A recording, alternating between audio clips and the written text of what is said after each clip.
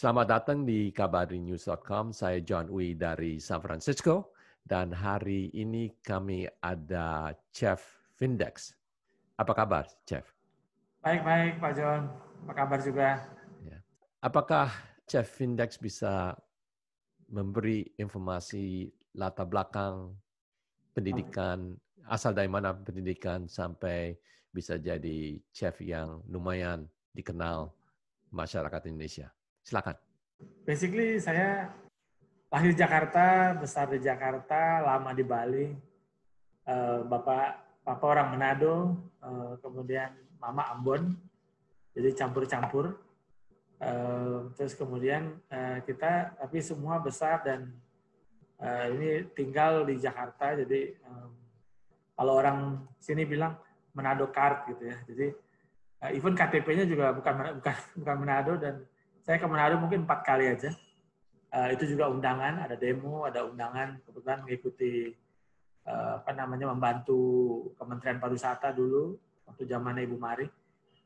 Saya basically sudah berkecimpung di dunia chef, boleh dibilang sudah lama sekali, dari tahun 89. Jadi mungkin waktu itu chef belum begitu dikenal ya. Maksudnya kita mungkin sekarang karena dengan adanya sosial media dan ada program-program TV yang membawa chef terangkat ke layar kaca, tapi sebelumnya kita hanya bergerak berkecimpung saja di dunia F&B. Jadi saya pertama kali kerja basically di Amandari Hotel di Ubud, Bali. So that's one of the first boutique hotel untuk di Indonesia. Jadi saya cukup beruntung bisa bergabung di sana. Kemudian saya sempat bergabung dengan Shangri-La di Tuban, Bali Dynasty. We opening as a Shangri-La, tapi sekarang Bali Dynasty sudah menjadi local chain ya. Kemudian berkesempatan juga sempat ke Spanyol 2 tahun. Waktu itu Bali turun ya, ada perang Irak-Iran 91, tourism Bali turun, kemudian saya dapat kesempatan untuk membantu sebenarnya, tapi diminta bantuan untuk membuka restoran di Spanyol, tepatnya di Palma Mallorca, which is in Spain gitu. Jadi di sana buka restoran Indonesia tahun 90 sampai 91. Rencananya waktu itu adalah karena mau mendekati pembukaan Olimpiade di Barcelona. Jadi memang kebetulan ada family kawin dengan orang Swiss, dia buka chalet di sana dan dia punya restoran di Yacht Club. Nah, kita di Santa Ponsa. Setelah itu saya basically setelah itu 2 tahun saya kembali ke Bali lagi, kembali ke Indonesia dan bekerja dengan Four Seasons. Jadi mungkin Four Seasons is one of my longest working experience, 18 tahun dengan Four Seasons. I started in Bali in 92, Jimbaran Bay. Kemudian di sana basically it's my mungkin my university gitu of chefs gitu. Karena saya keluar dari diploma 3 perhotelan, jadi tidak khusus chef, tapi kebetulan pekerjaan pertama sebagai chef dan saya tukang makan, jadi otomatis mungkin kayak otodidak, suka, kemudian menjadi kayak semacam passion. Jadi senang di dapur, enjoy cooking, enjoy seeing people. Jadi terus akhirnya with Four Seasons 18 tahun saya di sana, dari sous chef I started sampai kemudian masuk ke program individual development plan by Four Seasons, di mana saya diprediksi atau dipersiapkan untuk menjadi executive chef dalam waktu 10 tahun di Indonesia. Dan pada saat di program itu saya mendapatkan kesempatan J1 di US pada saat itu di Four Seasons LA 95 sampai 98. Jadi that's my first exposure dengan Four Seasons. Basically J1 itu untuk kita mengenal Four Seasons lebih jauh karena kan memang banyak Four Seasons di US. Jadi basically di sana saya base-nya di LA tapi I move around and I help around juga, ada sempat ke Aviara opening new Four Seasons di sana, kemudian sempat ke Atlanta, sempat ke DC. Kemudian jadi muter di sana. Ada event juga ataupun juga kita sebagai cross exposure gitu. Juga membantu di sister hotel waktu itu yaitu The Regent Beverly Hills. Jadi that's one of my first exposure di US sebelum kembali lagi ke tanah air dan akhirnya buka Four Seasons di Sayan. Jadi basically I kind of work in the kitchen sampai di Four Seasons Jakarta tahun 2003 saya the first executive chef. So basically is 9 years of program sampai saya become executive chef. Kemudian di 2011 baru ada tawaran Master Chef. Baru I join first season for Master Chef untuk Indonesia. So basically dari situ adalah awalnya kita mulai mungkin dikenal masyarakat luas. Kalau within F&B aja kita sudah semua sama-sama tahu gitu. Jadi karena saya udah lama di industri sampai saya keluar dari Four Seasons and then I joined Dharma Wangsa Hotel, one of the boutique hotel juga di Jakarta. Terus 2015 I joined Garuda Indonesia, basically 4,5 tahun. Dan sekarang I do freelance aja, jadi consulting hotels and restaurant, sama working for my Instagram, basically. So that's kind of a short introduction of myself. Nah, Pak Chef Vindex ya, Chef Vindex, Yeah. Inspirasinya dari mana? Basically pada tahun 89 kita punya referensi yang sedikit mengenai kitchen ya, apalagi di Indonesia. Kita punya referensi buku, nggak ada, no social media like now. You cannot see YouTube, you cannot see anything basically. So referensi kita hanya buku, dan buku yang berkembang di Indonesia saat itu adalah ya yang Indonesian aja. Jadi I started as Indonesian chef, jadi memang buku literatur saya kebanyakan adalah buku masakan Indonesia, dan I grew up as Indonesian chef, jadi dari situ saya promosi dengan Four Seasons kemana-mana. So basically my mentor is basically Ibu Suryatini Ghani. It's one of the she passed away, but she did very well. She's kind of grew me to kind of have all the recipes, Indonesian recipes. Belajar 60 resep masakan Indonesia yang saat itu mungkin belum terlalu banyak orang tahu dulu. Mungkin zaman saya, orang tahu hanya nasi goreng, mie goreng, bubur ayam, soto ayam, sate, selesai. But when I started in Amandari, kita punya 22 menu, termasuk rawon, termasuk ayam pecal, which is I put it in my book juga. Jadi my first book itu Cooking Inspiration is talking about how I develop and how I kind of inspired by many people juga. Jadi setelah masuk hotel baru kita getting inspired by gitu. Saya basically karena ini saya senang dengan Thomas Keller, Fresh Laundry, kemudian almarhum Charlie Trotters. Saya punya semua bukunya.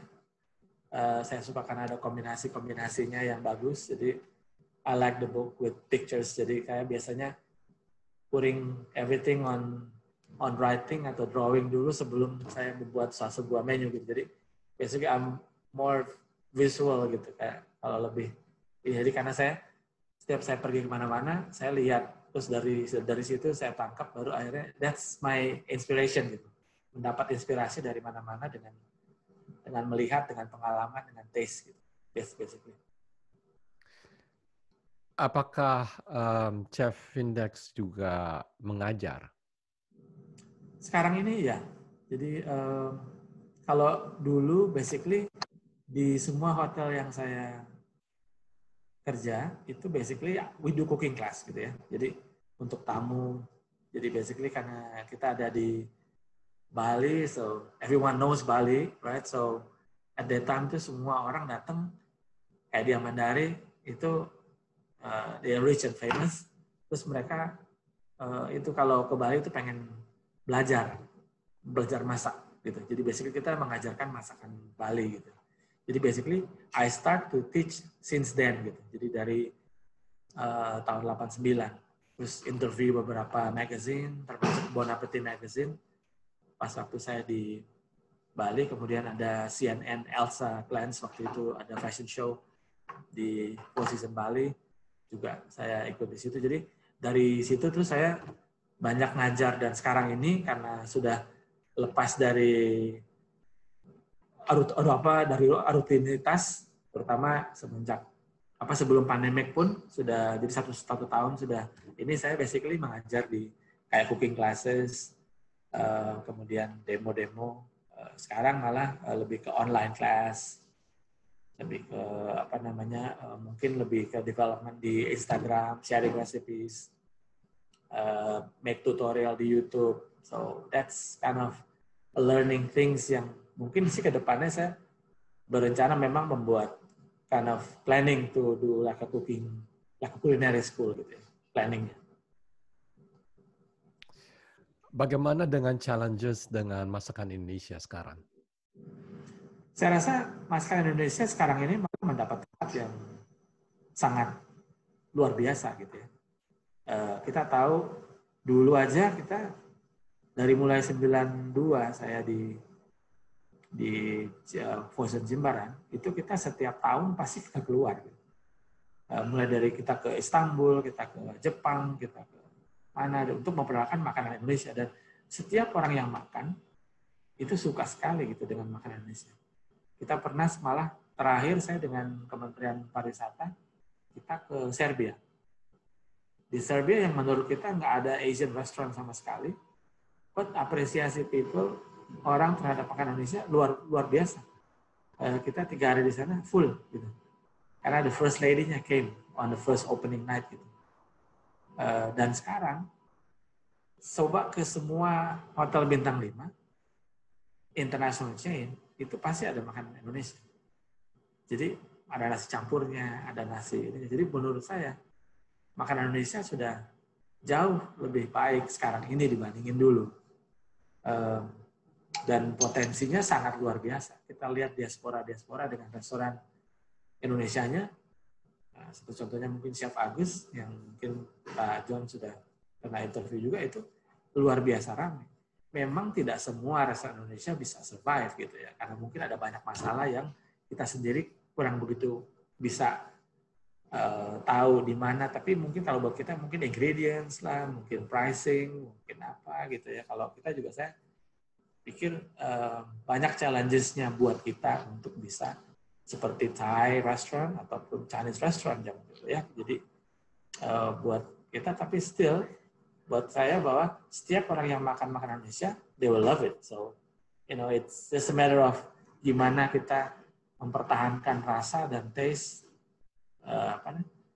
Doesn't have to be very authentic, tapi the flavor has to be there gitu. Jadi komponen utamanya harus ada gitu. Salah satu challenge saya dengar dari yang pemilik restoran adalah bumbu, dan it takes a lot of effort ya untuk bikin masakan Indonesia. Apakah Chef Vindex bisa memberi sharing? Kalau saya pernah bantu restoran Indonesia yang di LA ya, walaupun sekarang sudah tutup karena bukan masalah. Saya rasa masalahnya maybe the shareholder didn't want to wait gitu ya. Tapi selama kita 2 tahun buka, itu we get a consistent good quality food, dan orang-orang yang saya tempatkan di sana itu bukan orang Indonesia. Jadi orang bule. Jadi Wisconsin guy gitu ya. Namanya Chef Zach. Itu dia punya passion yang luar biasa, mau belajar, dia punya basic Thai sedikit, kemudian kita teach them how to taste Indonesian food. Kita bawa ke Indonesia 2 bulan dia belajar makan Indonesia untuk tahu paletnya. Dari situ dia bisa menguasai dan jadi kalau buat saya dan dia bisa mengatur manajemen kitchennya. Nah itu yang saya pikir bukan soal sulit, tapi manajemennya. Kita mau menunya banyak, kayaknya semua menu pengen dibikin. If our restaurant is small, and you only have 2 people working in there, gitu. Jadi kita mesti bisa come up dengan sistem manajemen yang simple, yang penting taste-nya enak, gitu. Jadi fokus di mungkin menunya bikin weekly menu, instead of the whole page menu you put it on the like 10 lembar supaya kelihatan menunya banyak, gitu. Jadi karena kita lihat yang fokus-fokus itu adalah, misal di Belanda, cukup banyak yang berhasil gitu. Ada yang sistemnya kayak sistem restoran gitu ya, sistem Padang, restoran Padang, ditaruh di Bain Marie, kemudian dia tinggal serving.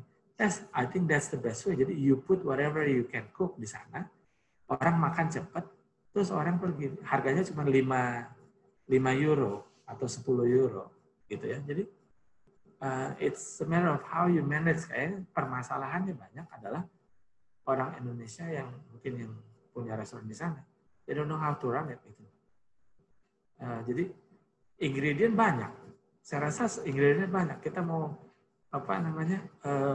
semua bumbu fresh ada. Misalnya di Belanda, you get everything. In LA, you can find everything in the Thai market.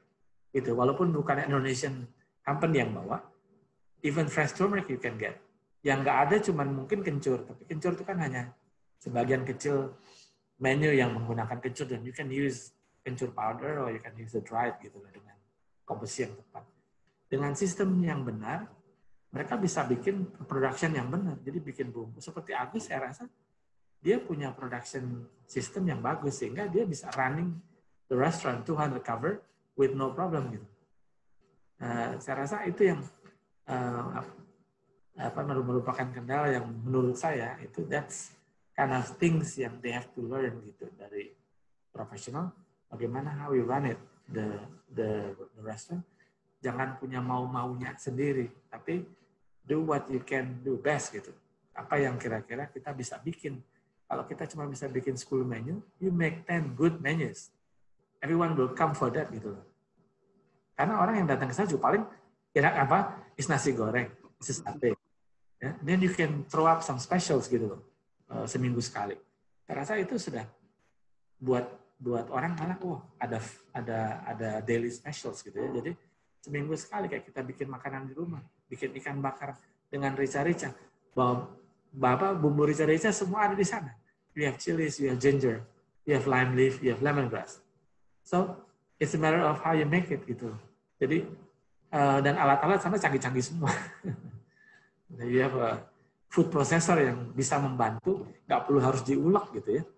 Jadi you have food processor gitu. Jadi menurut saya itu yang kendala yang paling utama yang saya rasa banyak restoran yang maybe not survive di sana gitu, atau menemukan kesulitan gitu. Terus chefnya hilang, dia lose everything gitu karena dia sendiri nggak bisa gitu handle that.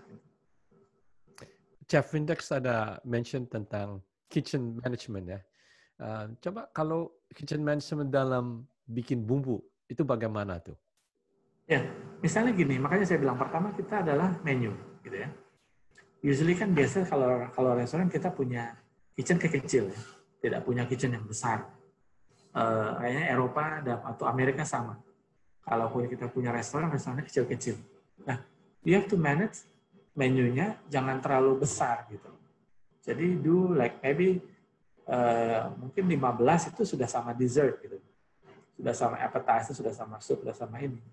You don't have to make too many. Nah, dari menu yang secukupnya itu, then we can do the production gitu. Nah, production adalah misalnya kita bikin bumbu 2 kali atau 3 kali seminggu gitu. That's it. Sisanya adalah kita running operation, belanja fresh. Terus sekarang dengan adanya vacuum pack apa segala macam, you can cut your vegetables like 2 or 3 days in advance gitu. untuk supaya dia bisa bertahan seminggu. So kalau kita buat semuanya everyday fresh, then you are in a big trouble gitu. That means you don't know how to run the restaurant gitu ininya. Karena kalau kita terus harus belum belanja, kemudian habis itu kita harus prepare, kemudian kita harus masak, kita harus serving guests. You don't have time anymore gitu. Dan with so many menus so many menus yang ada di cart-nya, then you cannot manage lagi gitu. Terus nanti giliran orang tamu datang, ini nggak ada, ini sore this is sold out, this is nggak ada. So you don't have a good management system. When you have a good management system, you can vacuum pack all your paste gitu. Jadi di hari di mana kita bikin semua bumbu, itu kita vacuum pack semua. You can even freeze them.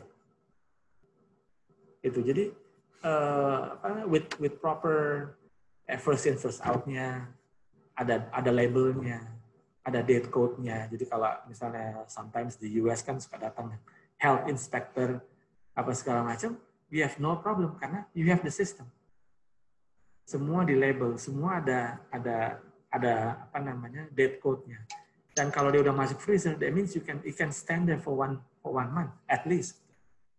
So you don't have to make every day. Jadi saya rasa that's some of the sample of how you can manage gitu loh untuk kitchen managementnya. Dengan orang yang terbatas, you can have ininya. Gitu. Misalnya kok benar-benar cuma berdua running two people gitu. Saya lihat di Berlin, menunya cuma 6.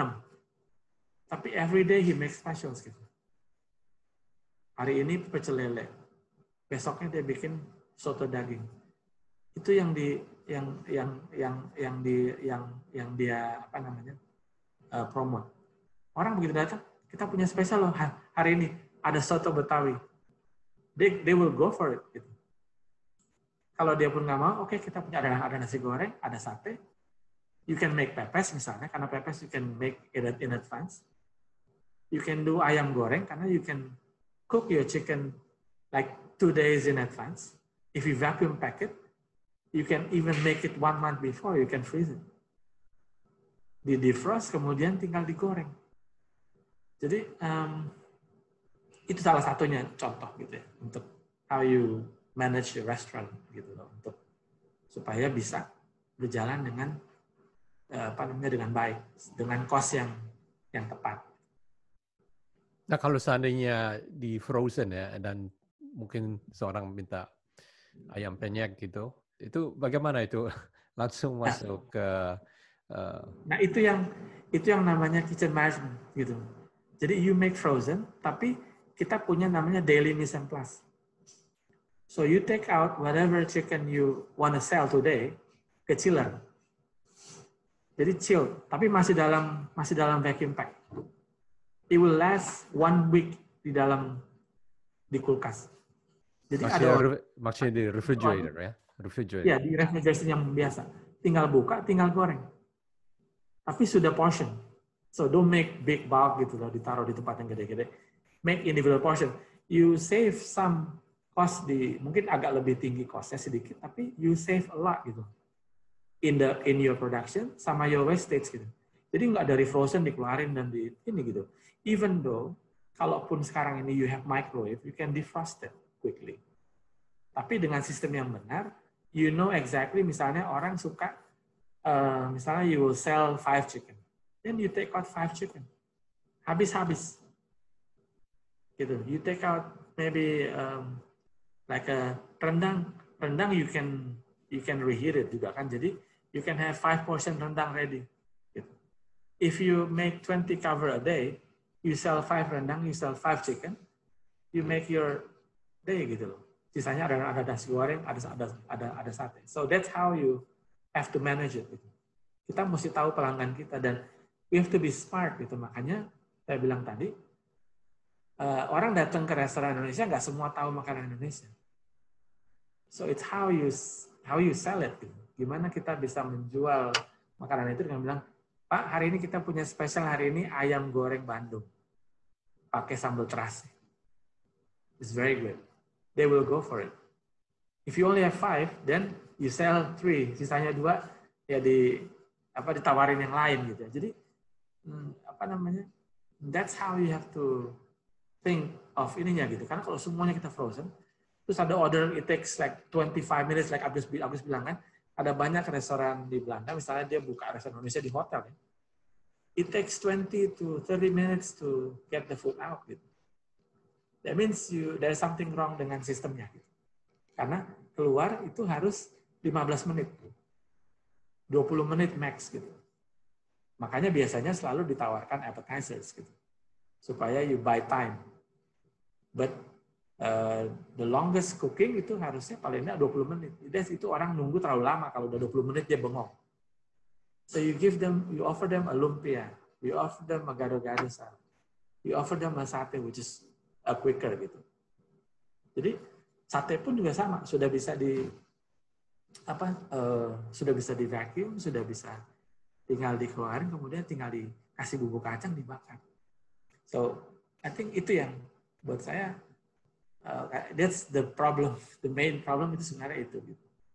You don't know how to jalanin restoran yang istilahnya supaya kita berpikir ya udah kita masaknya fresh. Fresh doesn't mean that you have to cut, you have to make the paste, you have to do the cooking everything fresh gitu. Apa namanya dari begitu orang order. That's very wrong. Gitu. Even at home we cook before sebelum kita makan bareng sama-sama gitu. Jadi itu yang saya rasa mungkin how people think of fresh, and if you don't know how to run the restaurant, itu yang jadi kendala. Saya dengar ada bumbu dasar ya, untuk masakan Indonesia. Jadi ya. Dia coba terangkan itu, apa itu? Silakan. Sebenarnya gini, jadi itu sebenarnya adalah, jadi gini, kalau kita lihat, sebenarnya itu orang mengklasifikasikan saja bumbu-bumbu itu menjadi bumbu-bumbu dasar. Tapi sebenarnya adalah setiap resipi punya setiap menu atau dishes punya satu resipi yang berbeda. Nggak selalu sama. Tapi to make things easier, a lot of things dikelompokkan lah menjadi bumbu merah. Jadi yang banyak pakai cabai. Walaupun misalnya dia pakai jahe, yang satu pakai laos gitu kan. Tapi cabainya banyak. So sekarang orang di sini, kalau terutama di hotel ataupun di restoran yang ramai, mereka mengkelompokkan ada bumbu putih, bumbu merah, bumbu kuning. So that's the ininya gitu. Padahal sebenarnya setiap resipi punya ini sendiri. Tapi untuk supaya bisa, saya bilang tadi, supaya bisa running ininya, misalnya dia bikin bumbu kuning, berarti bumbu kuning itu dia bisa bikin soto ayam. But he need to add couple more ingredients supaya bisa jadi soto ayam. But he can also create untuk ungkep ayam goreng dengan bumbu yang sama, tapi dia bisa ditambahkan air, bisa dia memakai santan. Jadi ada itunya aja, finishingnya yang berbeda-beda. Jadi basically sebenarnya itu membantu untuk hotel yang punya bigger capacity gitu. Tapi kalau kita punya restoran, saya pikir misalnya kita bikin rendang, kita ngapain bikin bumbu merah? Bikin langsung rendang, kemudian di-packet. Kita punya ada soto misalnya, berarti then you can have, atau misalnya kita ada soto sama ayam, oke kita bikin satu bumbu kuning yang bisa nanti dikeluarin dipakai untuk soto, tinggal nambahin kaldu, kemudian bisa juga dipakai untuk mengungkep ayam. Kemudian bisa juga dibikin, nanti kalau bumbu putih sebenarnya orang sekarang ada yang merah sama putih aja gitu. Atau kalau bikin rendang, bumbu merah sekian persen, kemudian bumbu kuning sekian persen, bumbu putih sekian persen. Gitu. Jadi tapi itu orang harus tahu dulu rasa yang sebenarnya dari makanan itu. Jadi nggak bisa cuma berdasarkan dengan merah, putih, kuning. Gitu. Itu buat orang yang sudah tahu, he knows how to handle merah, putih, kuning, then you can create ini gitu, campur merah sedikit, campur putih sedikit, kayak seperti di pasar gitu kan. Entah rendang, dia sudah bikin sini chili paste, sudah bikin di sini kemiri sama garlic, di sini dia sudah bikin sama ada tambahan kunyit, dia tinggal campur-campur sedikit. Gitu. So that's the ininya, tapi you have to know gitu. Kalau kita nggak tahu, nggak ada bukunya itu yang di resep tulis bumbu merah sekian, tambahin sekian, tambahin sekian, itu nggak ada. Apakah bisa di standardize seperti seandainya McDonald kan semuanya standardized ya. Jadi kemana kita pergi selalu sama. Apakah masakan Indonesia bisa begitu juga? Nggak bisa. I can tell you honestly, cannot gitu. Karena even di Indonesia sendiri, you go to one soto to the others is different. Yes, you can make some kind of kayak garis lurus sedikit rasa soto yang Lamongan itu berarti dia bening, terus ada rasa kunyitnya, kemudian ada kemirinya, light gitu. Terus kalau soto Betawi biasanya dia ada kalau nggak santan dia pakai susu, kemudian ada cabenya gitu ya. Jadi atau rawon misalnya, even rawon itself you have di tempat yang sama you can have many different rawon gitu. Tapi main ingredients-nya adalah keluak. Jadi basically kita mungkin kalau standarnya bisa-bisa aja. Karena dulu kita pernah bikin 30 ikon kuliner itu di mana kita mencoba untuk menstandarisasi gitu. Supaya lebih mudah untuk restoran-restoran di luar supaya mereka bisa paling enggak have a guidance untuk supaya bisa ini loh, ini kalau kita bikin ayam goreng Bandung ininya ini gitu. Some owner restoran atau chef dia bilang saya suka rasa galang-galangnya lebih, so they will add to it. It's okay gitu. Saya rasa kita nggak bisa, mungkin even gini ya, kita sambil contoh Thai curry gitu, green Thai curry. Did you taste green curry in all Thai restaurant is the same? Yeah, but assuming yang itu satu restoran ya, satu Iya, perusahaan di mana mereka sampai distribute ke yeah, semua. but if you eat in, for example, in different states, a Thai restaurant green curry will taste different. Even though we know pasti isinya tuh ada cabai hijaunya, kemudian ada coriander taste-nya di sana. But di pemikiran kita aja kita pikir bahwa it's taste the same karena mereka memang pakai basic green curry paste biasanya. Tapi ada juga yang bikin fresh dan it tastes different. Ada yang very strong, ada yang ditambahin jadi ditambahin coconut milk jadi warnanya jadi nggak hijau gitu. Ada yang bikin hijau banget gitu ya. So saya rasa sama dengan makanan Indonesia, even yang more diversity, kita susah untuk membuat semua rasa sama. Tapi standardize bisa gitu. Misalnya kita mau bikin standardize bisa. Tapi ya maksudnya jangan bilang oh itu rendang Padang saya tidak seperti itu gitu. Karena mungkin aja rendang Padangnya dia beda gitu. Karena di Padangnya sendiri juga beda-beda. Gitu. Tapi kalau memang dari satu perusahaan yang standardize masakan Indonesia, I think you can do it, right? Correct? You mean you make a basic paste gitu? Bisa aja. Standardize semua, kayak McDonald in a way. McDonald kan semua standardize, semua ada ukurannya ya. Yeah. Jadi tapi kalau McDonald kita mesti bedakan karena McDonald is a chain yang dia is a fast food gitu ya. Beda dengan stew, beda dengan kalau ada makanan yang ada stew-nya, yang ada dimasaknya, ada proses masak kayak seperti bikin nasi goreng. Even though you use the same paste, you cannot get the same wok things gitu. Nasi goreng, you didn't cook misalnya you cook your rice properly gitu, misalnya dengan semua air yang sama, you cannot make the same fried rice gitu. Ya, as an example, mungkin Panda Express gitu ya, itu kan juga masakan Chinese ya, tapi basically they are all standardized.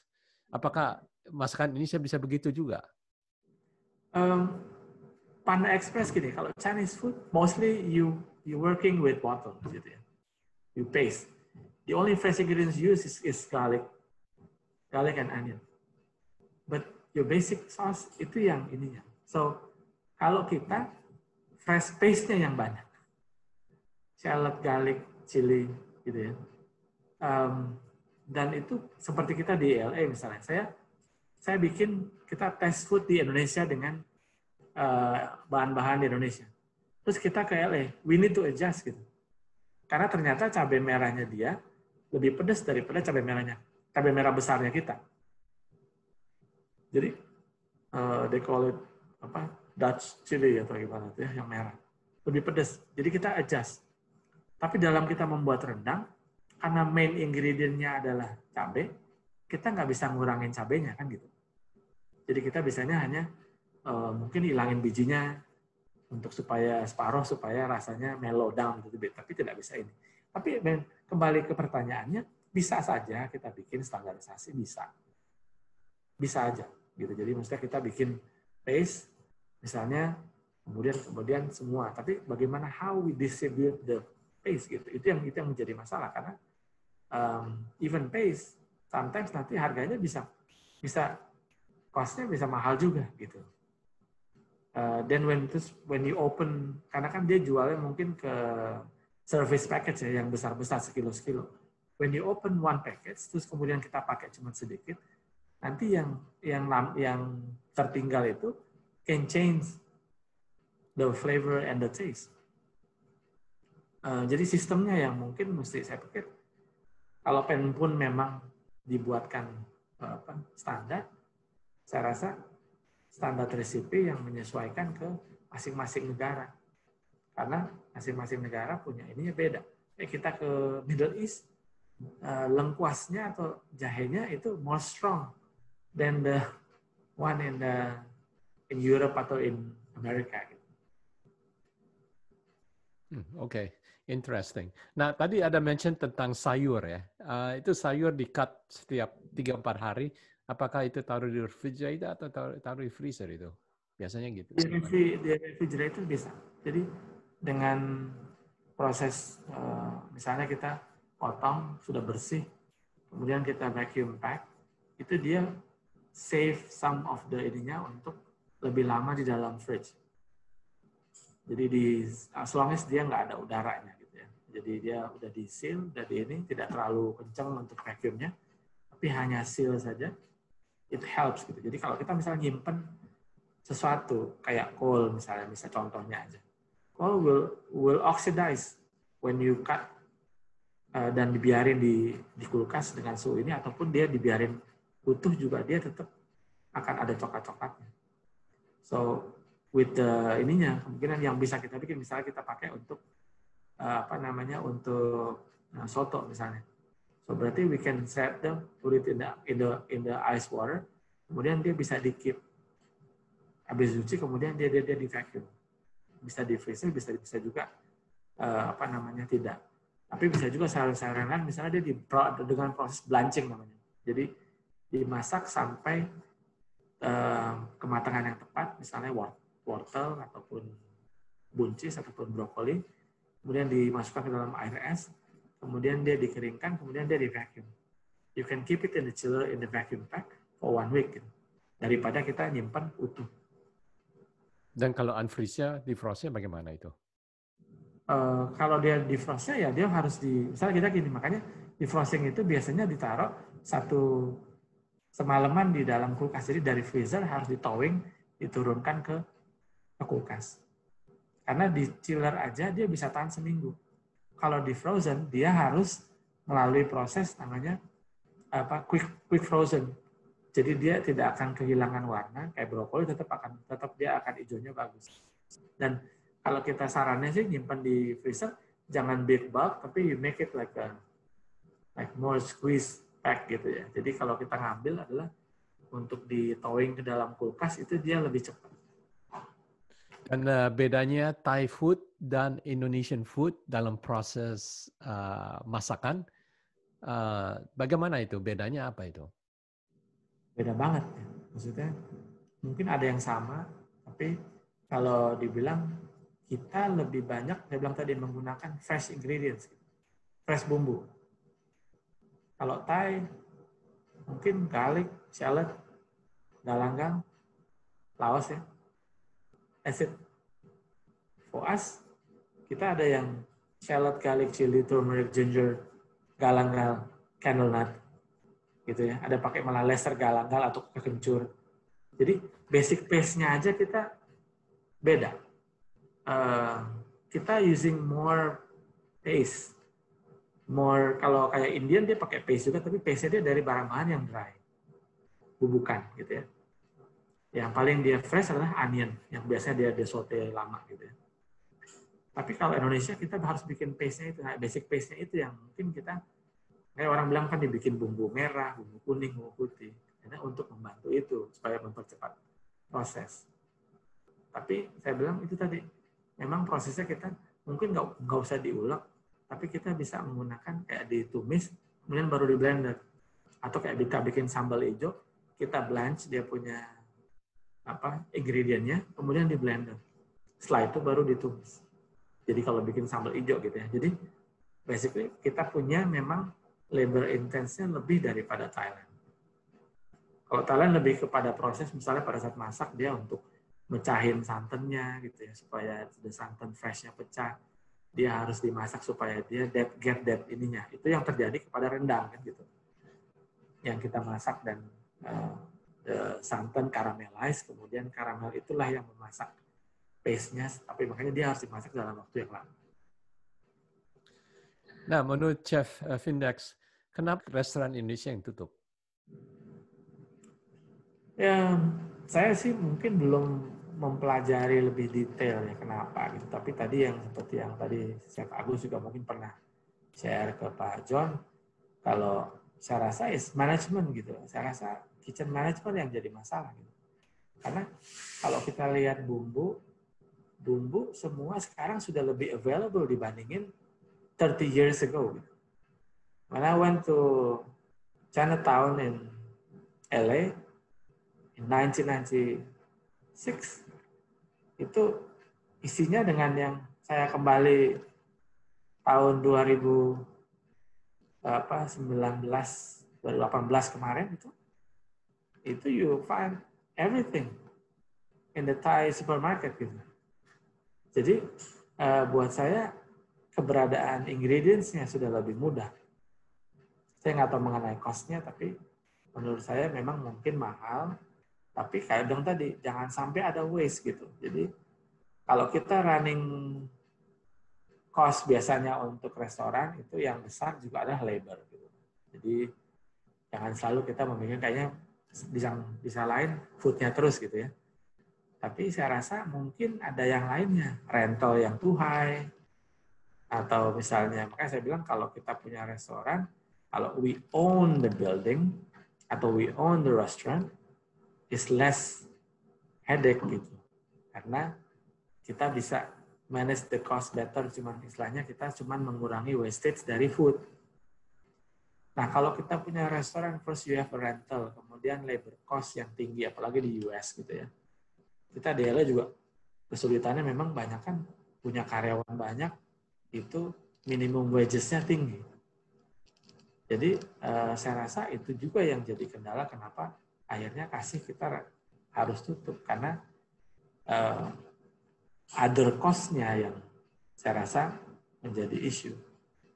And it's not enough revenue yang datang untuk memenuhi cost-nya itu.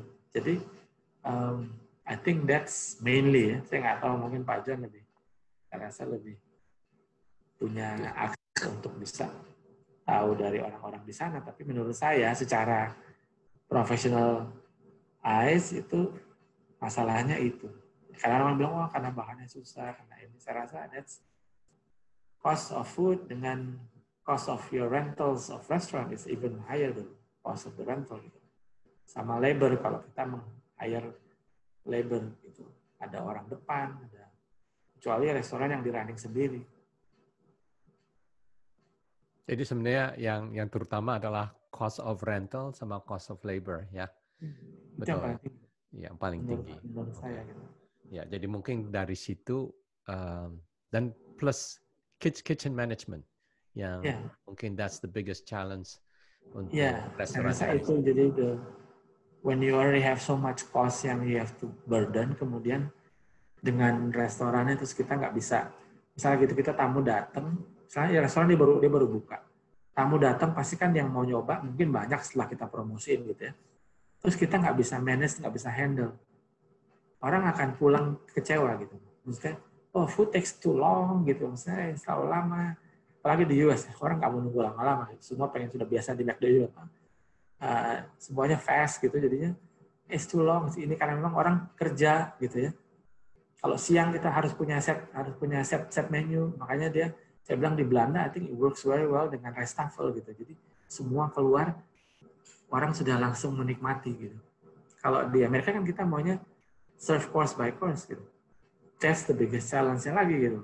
Kita di dapur cuma berdua. Ada table 3, terus semua order cost by cost, mati kita kalau misalnya mesti bikin nasi goreng lagi, mesti bakar sate. Saya rasa itu jadinya terus nggak bisa kepegang. Akhirnya larinya guest satisfaction-nya pasti nggak ada. Pasti orang akan, udahlah. I mean, maybe it tastes very good, but if I have to wait for 30-40 minutes, mendingan aku makan tempat lain gitu. Kalau di Agus kan seperti lihat, dia have a system gitu. Dia udah ada saus-sausnya udah ada. So they can create things more faster. Dia bikin 200 dengan menu ala carte, dia masih bisa handle. Tapi kan dia rata-rata kerja dengan anak-anak yang profesional juga gitu, yang dididik sama dia ya. Kalau home restaurant kan susah gitu, karena kan ya you have maybe your mbak, you put it in there gitu. Your mbak know how to cook, but they don't know how to handle the restaurant gitu. Jadi begitu ada order banyak, alang kabut gitu. Makanya saya bilang, mendingan kalau memang kita nggak bisa, then you do you make already, kemudian you do like a set menu aja gitu. Nah ini kembali lagi ke persepsi orang. Kadang-kadang, saya nggak tahu di US, tapi when you see like Padang style, you said there's a food been sitting in there, but people eat Panda Express, So do Indonesian food like Panda Express. Semua sudah ditaruh di sana. Seperti mungkin kalau datang ke Indonesia bisa lihat kayak Java Kitchen gitu misalnya. Itu dia udah ada semua. Jadi orang datang lihat malah ice-nya lebih bling-bling karena I like that pare. I want to have that chicken, the yellow chicken. I want to have that ininya. You can create the dish and it go fast. Nah, mungkin 1-2 item datang dari belakang. Gado-gadonya dari belakang. Atau misalnya ada sate gitu ya. Jadi itu yang as maybe the trick untuk supaya bisa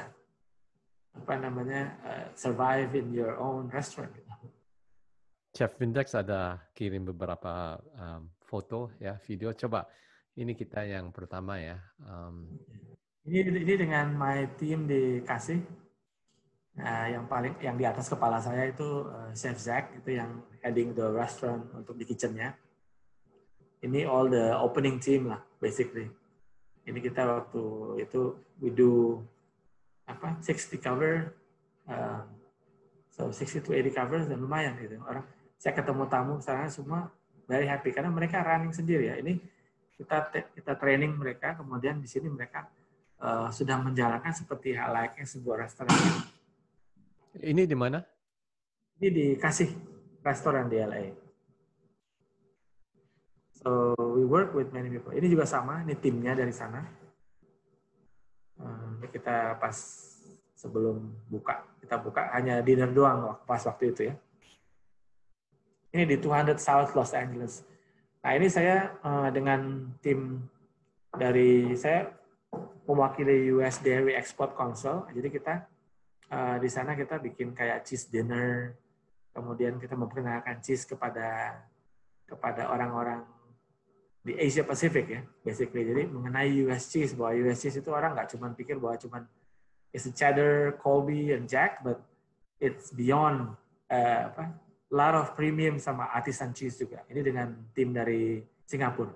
Nah ini satu ini yang saya bilang ini kebetulan kita ada ini dengan Midlife Australia. Di sini kita ada bikin sirloin steak dengan itu di samping kiri ada kroket. Jadi kita bikin perkedel kentang gitu. Di serve sama sambal hijau. Nah ini saya bilang ini bisa jadi menu-menu yang ide-ide yang kira-kira cepat gitu ya. Karena bikin steak, kemudian sambalnya sudah bisa siap, perkedel sudah ready, cuma tinggal goreng, tinggal tumis sayur, selesai. Berapa menit biasanya kayak gini? Tergantung danesnya. Tapi kalau misalnya kita pikir bahwa ini kalau dia mau medium aja 2-3 menit on each side untuk sirloin steaknya. Pada saat kita grill sirloin, sayuran sudah bisa ditumis, perkedel sudah bisa digoreng, sambalnya sudah ready kan, tinggal ditaruh aja gitu. Jadi kira-kira 10 menit? Sudah ready to serve. Kalau ini kayak ketan sirikaya. Jadi di sini kita pakai coconut ice cream. Ini juga sudah ketan sirikaya sudah ready. Jadi kita sudah bikin duluan, dipotong menjadi 12 portion gitu. Kemudian kita ada order, tinggal kupas mangga, supaya mangganya tetap bagus ya. Kupas mangga, tinggal kasih sausnya juga sudah ready. Kita bikin kayak palm sugar dengan ginger, terus dikasih kacang-kacang, udah ready. ready in 7 minutes. Oke. Nah, saya ingin tahu tantangan untuk restoran Indonesia apa sekarang? Saya rasa itu yang the biggest di Indonesia atau di luar. Indonesia dan juga di luar. Kalau di Indonesia, problemnya kita memang selain daripada